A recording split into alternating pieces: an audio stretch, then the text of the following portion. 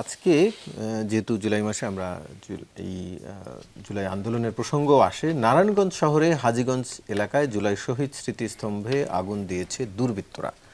জুলাই মাসেই জুলাই স্মৃতিস্তম্ভে আগুন দেওয়ার ঘটনা, আপনার মত? প্রথমত বিষয় হলো যে আপনার এরকম জুলাই স্মৃতিস্তম্ভে যেরকম আগুন দেওয়া হয়েছে, ঠিক তেমনি গত 2 বছর বাংলাদেশে একের পর এক মুক্তিযুদ্ধের ভাস্কর্য ভাঙা হয়েছে।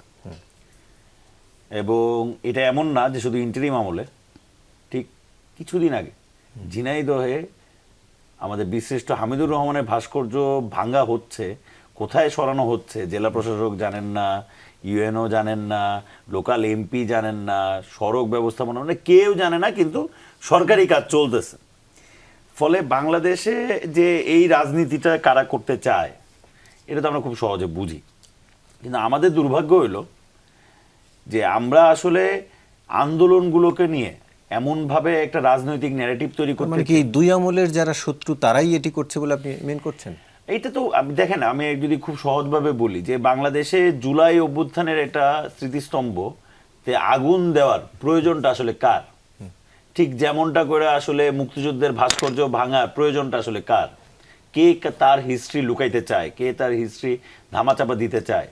এখন মনে করেন যে খুব এটা তো সহজ, যে ঝিনাইদহে যারা জামাত করেন তাদের জন্য তো এই বিশিষ্ট হামিদুর রহমান তো তার জন্য ভালো লোক না, তার জন্য তো খারাপ লোক তার পার্সপেক্টিভে, যে এই লোকটার জন্য আমি হারছি, এই লোকগুলোর জন্য আমি হারছি। জুলাই শহীদ নারী মঞ্চে নারীদের ঢাকা নারীদের নারীদের ওই ভাস্কর্যকে পর্দা পরাইতে হবে, ফলে তার স্টাইলটা তো ওইটা। এখন এটা খুবই সিম্পল হিসেবে সে ওই হিস্ট্রি ঢাকতে চায়।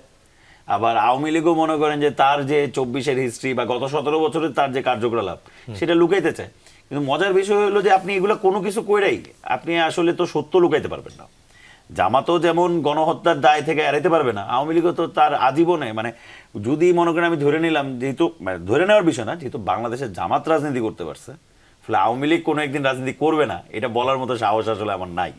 থাকলে আমি করতাম আর কি, যেটা সাহস নিয়ে বলতাম যে আওয়ামী লীগ কোনোদিন রাজনীতি করবে না।